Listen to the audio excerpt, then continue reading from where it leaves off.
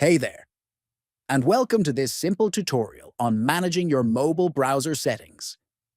If you're tired of constant website notifications interrupting your browsing experience, this video will walk you through how to block notifications in the Brave browser on your phone.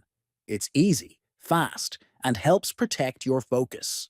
First, open the Brave browser on your mobile device. Next, look at the bottom right corner and tap the three-dot menu icon. Then, from the list that appears, select Settings. After that, scroll down and tap on Notifications in the Settings menu. Finally, turn off the toggle switch to disable notifications. Once this is done, you won't receive push notifications from websites while using Brave. That's it. You've successfully turned off notifications in the Brave browser on mobile.